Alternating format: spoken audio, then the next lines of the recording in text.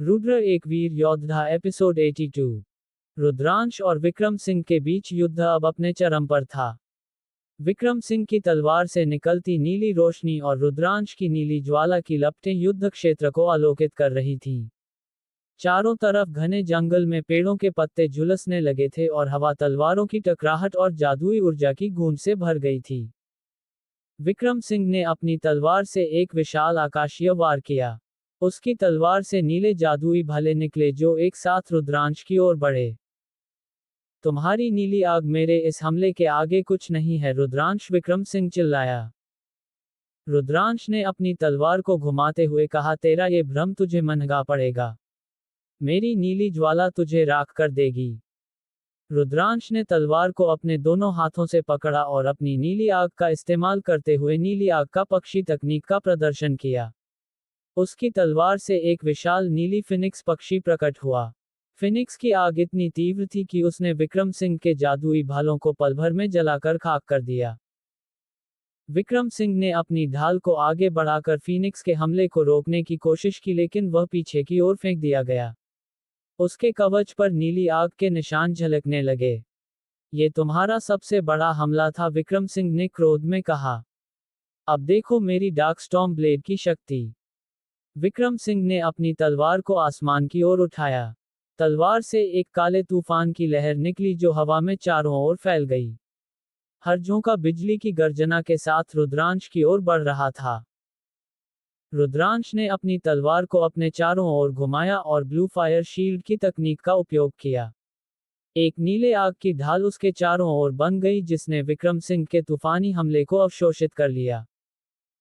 तूफान केवल दिशा बदलते हैं पर मेरी ज्वाला सब कुछ भस्म कर देती है, रुद्रांश ने कहा। जैसे ही विक्रम सिंह ने अपना अगला हमला किया, रुद्रांश ने अपनी पर्पल लाइटनिंग ड्रैगन स्किन तकनीक को सक्रिय किया। उसकी त्वचा पर बैंगनी बिजली की लकीरें दौड़ने लगीं और हर वार को रोकने की उसकी ताकत कई गुना बढ़ गई। विक्रम सिंह ने एक सीधा वार किया, लेकिन तलवार के टकराने पर रुद्रांश की बिजली ने विक्रम को झटका दिया। वह जमीन पर गिर पड़ा लेकिन तुरंत खड़ा हो गया। तुम सिर्फ दिखावा कर रहे हो, विक्रम सिंह ने गुस्से में कहा। दिखावा? अभी तो असली खेल शुरू हुआ है, रुद्रांश ने मुस्कुराते हुए कहा। रुद्रांश ने अपनी तलवार को हवा में घुमाया और अग्नि तलवार हमला की तैयारी शुरू की। इस तकनीक में तलवार की ज्वाला इतनी तीव्र हो जाती है कि वह दुश्मन के हर हमले को पलट देती है। ये तकनीक रुद्रांश ने अपनी ऊर्जा तलवार और आग को मिलाकर बनाई थी। विक्रम सिंह ने इसे रोकने के लिए अपनी पूरी शक्ति लगाई। उसने अपनी तलवार से एक विशाल जादुई चक्र बनाया जो रुद्रांश की ओर तेजी से बढ़ रहा था। रुद्रांश ने अपनी तलवार से नीली ज्वाला छोड़ी जो विक्रम सिंह के जादुई चक्र से टकराए। टकराव इतना शक्तिशाली था कि जंगल के पेड़ों में आग लग गई और जमीन में दरारें आ गईं। जैसे ही दोनों की ताकतें टकराईं, रुद्रांश ने अपनी अग्नि तलवार हमला में अतिरिक्त ऊर्जा डाली। उसकी तलवार से निकली ज्वाला विक्रम सिंह की ओर बढ़ी और उसे सीधे टकराए। विक्रम सिंह की तलवार टूट गई और वह पीछे की ओर गिर पड़ा। लेकिन रुद्रांश यहीं नहीं रुका। उसने अपनी तलवार से अंतिम वार किया जिससे विक्रम सिंह का दाहिना हाथ कटकर जमीन पर गिर गया।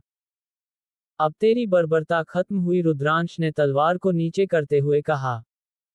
विक्रम सिंह दर्द से चिल्ला उठा। तुमने मेरा हाथ काट दिया, ये लड़ाई खत्म नहीं हुई रुद्रांश। मैं लौट कर आऊंगा। रुद्रांश ने अपनी तलवार को अपने कंधे पर रखते हुए कहा, जब तक तू लौटेगा मैं और भी मजबूत हो जाऊंगा। अब यहां से भाग जा विक्रम, और अपने साथियों से कह देना रुद्रांश से लड़ने का क्या अंजाम होता है।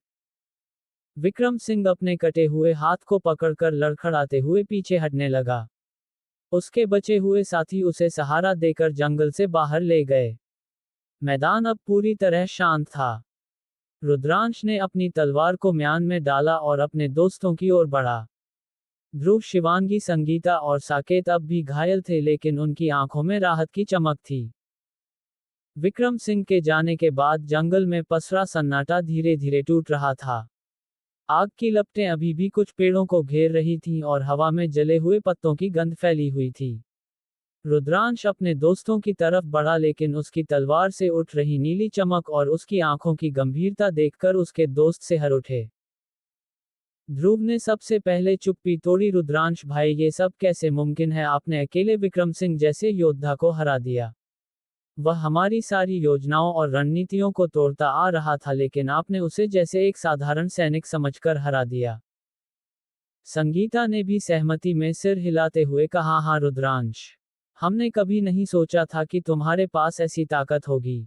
यह नीली ज्वाला और वह फीनिक्स, यह अब कितनी ज्यादा ताकतवर हो गई है, तुमने हमें कभी क्यों नहीं बताया? रुद्रांश ने गहरी सांस ली और अपनी तलवार को म्यान में डालते हुए कहा, मैं तुम्हें जरूर बताऊंगा, लेकिन बाद में। और वैसे भी विक्रम सिंह वह इस शक्ति का सामना करने के लायक था। शिवांगी ने सवाल किया, लेकिन ये सब क्यों? विक्रम सिंह यहाँ सिर्फ एक वजह से आया था, ध्रुव का सुनहरा हथौड़ा। क्या तुम जानते हो कि यह हथौड़ा उसके लिए इतना महत्वपूर्ण क्यों है? रुद्रांश ने गंभीरता से ध्रुव की ओर देखा। ध्रुव, तुम्हारा ये सुनहरा हथौड़ा सिर्फ एक साधारण हथियार नहीं है। ये 4 महान शासकों में से एक हथौड़ा राजा के खजाने से जुड़ा हुआ है। तुम्हें इसे बचाने के लिए और अधिक सतर्क रहना होगा। ध्रुव ने अपनी मुट्ठी भींची और हथौड़े पर हाथ रखा। मुझे पता है रुद्रांश भाई, लेकिन ये शक्ति इतनी खतरनाक योद्धाओं को हमारी ओर खींच रही है। विक्रम सिंह ने कहा था कि यह हथौड़ा किसी हथौड़ा द्वार को खोल सकता है। रुद्रांश ने धीमे स्वर में कहा, हाँ, और यही है हथौड़ा राजा की खजाने का द्वार। तुम्हारा ये हथौड़ा उस द्वार को खोलने की कुंजी है। ये सुनते ही सभी के चेहरों पर चिंता की लकीरें उभर आईं। संगीता ने अधीरता से कहा, इसका मतलब है कि विक्रम सिंह जैसे लोग और भी आएंगे। हमें इस हथौड़े को कहीं छिपा देना चाहिए ताकि कोई इसे ना पा सके। लेकिन शिवांगी ने उसे रोकते हुए कहा, नहीं, ये कोई समाधान नहीं है। अगर हमने इसे छिपाने की कोशिश की तो दुश्मन इसे खोजने के लिए हमें खत्म कर देंगे। हमें इसे सुरक्षित रखने के लिए खुद को मजबूत बनाना होगा। रुद्रांश ने सहमति में सिर हिलाया। शिवांगी सही कह रही है। ये समय छिपने का नहीं बल्कि मुकाबला करने का है। लेकिन उससे पहले हमें ये सुनिश्चित करना होगा कि हम इस जंगल से सुरक्षित निकलें। विक्रम सिंह की हार के बाद भी उसकी बाकी सेना अब भी आसपास हो सकती है। रुद्रांश ने अपने साथियों की ओर देखा। ध्रुव का कंधा घायल था और शिवांगी के पैर से खून बह रहा था। साकेत और संगीता भी थके हुए और घायल दिख रहे थे। हम सब घायल हैं, रुद्रांश ने कहा। हमें आगे बढ़ने से पहले आराम और इलाज की जरूरत है।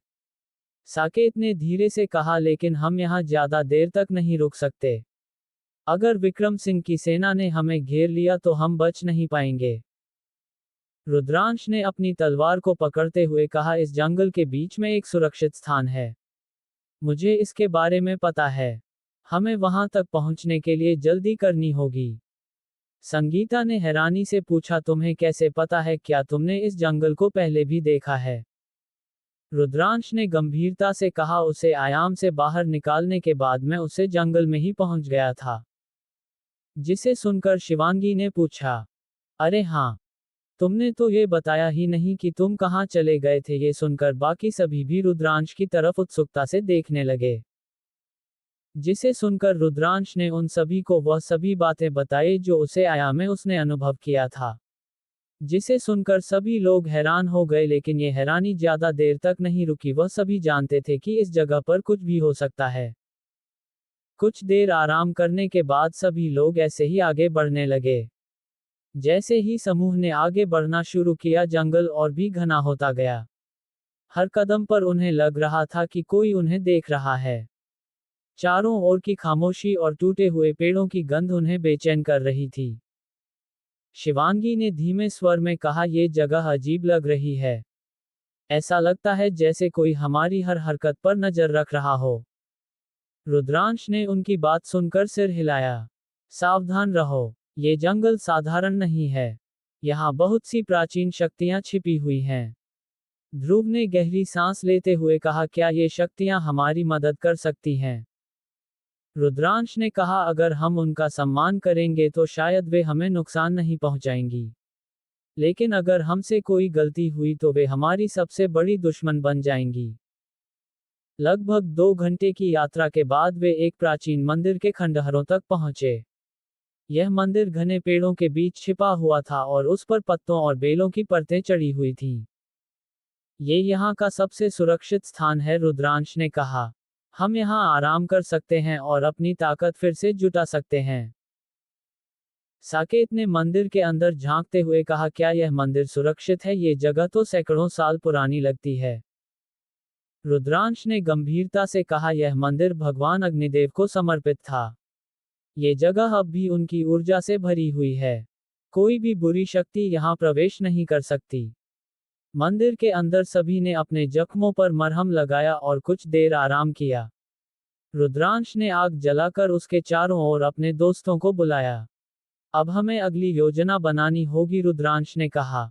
विक्रम सिंह के जाने के बाद ये साफ हो गया है कि हमारे दुश्मन कमजोर नहीं हैं। वे किसी भी हद तक जा सकते हैं। हमें न केवल इस हथौड़े को बचाना होगा बल्कि अपनी सुरक्षा के लिए भी तैयार रहना होगा।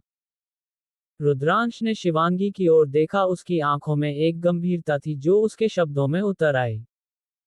वह जानता था कि उन्हें विक्रम सिंह और उसकी सेना से सिर्फ एक मुकाबला नहीं था बल्कि एक महाकाय शक्ति से जूझना था जो सिर्फ तलवारों से नहीं बल्कि कूटनीति और योजना से भी नष्ट की जा सकती थी। शिवांगी, रुद्रांश ने धीरे से कहा, मुझे तुमसे एक बात करनी है। शिवांगी ने सिर उठाया और रुद्रांश की ओर देखा। उसके चेहरे पर एक हल्की चिंता और उत्सुकता थी, जैसे वह पहले से ही जानती थी कि रुद्रांश किस बारे में बात करेगा। क्या बात है? शिवांगी ने नजदीक आकर पूछा। रुद्रांश ने अपनी तलवार को म्यान में डालते हुए कहा, तुम्हारे पास जो ये पेंडेंट है ये सिर्फ एक गहना नहीं है। मैं जानता हूं कि तुमने इसे एक खास परीक्षण के द्वारा अपनाया था। वह परीक्षण हमारे लिए बहुत मायने रखता है। शिवांगी ने उसकी बात को समझा और हल्की मुस्कान के साथ कहा, तुम भी जानते हो कि यह पेंडेंट मेरे लिए किस तरह आया था। वह परीक्षण मेरे लिए एक तरह से जीवन मृत्यु का सवाल बन गया था। और हाँ, मैंने इसे किसी भी साधारण तरीके से नहीं लिया। वह परीक्षण कठिन था लेकिन इससे मुझे सिर्फ इसकी शक्ति नहीं बल्कि इसके महत्व का भी एहसास हुआ। रुद्रांश के चेहरे पर एक हल्की चिंता की लकीर उभरी। तुम्हारे पास जो ये पेंडेंट है ये केवल एक हथियार नहीं है। यह एक कीमती वस्तु है जो 4 महाशक्तियों के खजाने की कुंजी है। इसकी शक्ति सिर्फ हमलावरों के खिलाफ नहीं बल्कि हमारे बचाव के लिए भी हो सकती है। और अगर हम इसे सही से इस्तेमाल करते हैं तो ये हमारी सबसे बड़ी मदद कर सकता है। शिवांगी ने सिर झुकाया, तुम्हारा कहना सही है। लेकिन मुझे यह नहीं पता कि यह ताम्रपदक और इसके अद्वितीय गुण हमारे सामने आने वाले खतरों के मुकाबले में कितनी मदद कर पाएंगे। रुद्रांश ने गंभीरता से कहा, शिवांगी, तुम ये सोचो कि तुम्हारे पेंडेंट में जो शक्तियां हैं उनका सही समय पर इस्तेमाल हमारे लिए बहुत महत्वपूर्ण हो सकता है। इसमें एक विशेष शील्डिंग क्षमता है जो हमें किसी भी आक्रमण से बचा सकती है। साथ ही इसमें एक आक्रामक शक्ति भी है जो एक तेज बीम के रूप में प्रकट होती है और दुश्मन को पल भर में नष्ट कर सकती है। ये हम सब के लिए एक जबरदस्त हथियार साबित हो सकता है। दरअसल रुद्रांश ने लड़ाई का वक्त देख लिया था कि उसे पेंडेंट का काम किया है। संगीता, जो अब तक खामोश थी, बोल पड़ी, हमें ये याद रखना चाहिए कि यह पेंडेंट सिर्फ एक साधारण वस्तु नहीं है। ये 4 प्रमुख खजानों की कुंजी भी है और यह उन खजानों तक पहुंचने का रास्ता खोल सकता है। ये किसी साधारण शक्ति से अधिक है, ये हमारे भविष्य को प्रभावित करने वाली एक अनमोल वस्तु है। रुद्रांश ने संगीता की बात का समर्थन करते हुए कहा, सही कहा तुमने संगीता। ये पेंडेंट हमें सिर्फ इस लड़ाई में ही नहीं बल्कि आने वाले समय में भी मदद कर सकता है। अगर हम इसे सही ढंग से समझ पाते हैं तो ये हमारे लिए सबसे बड़ी ताकत बन सकता है। लेकिन हमें इसे बहुत ही सावधानी से इस्तेमाल करना होगा। अगर इसे गलत हाथों में चला गया तो यह एक भयंकर विनाश भी ला सकता है। शिवांगी ने एक गहरी सांस ली और फिर पेंडेंट को अपने गले से निकाला। वह उसे अपनी हथेली में रखते हुए बोली, रुद्रांश, मैंने कभी इस पेंडेंट को अपनी पूरी ताकत से नहीं देखा। मैंने केवल इसके कुछ छोटे छोटे संकेत देखे हैं। मुझे नहीं पता कि इसकी पूरी शक्ति किस स्तर तक जा सकती है। लेकिन अगर तुम कह रहे हो कि यह हमारी मदद कर सकता है तो मैं इसके हर रहस्य को जानने के लिए तैयार हूं। रुद्रांश ने सिर हिलाया और कहा, इसका समय अब आ चुका है। हमें इसे पूरी तरह से समझना होगा। हम इसे एक आखिरी बार परीक्षा में डालेंगे ताकि हम जान सकें कि यह हमारे साथ है या नहीं। शिवांगी ने पेंडेंट को अपनी अंगूठी में फिट किया और उसकी आंखों में एक चमक आ गई। क्या तुम तैयार हो रुद्रांश? रुद्रांश ने अपनी आंखों में विश्वास भरते हुए कहा, अब हमारे पास कोई दूसरा विकल्प नहीं है। हमें इसका सही उपयोग करना होगा। यदि यह हमारी मदद करता है तो यह युद्ध का रुख बदल सकता है। क्या है इस पेंडेंट का राज और क्या करना चाहता है रुद्रांश इस पेंडेंट के साथ?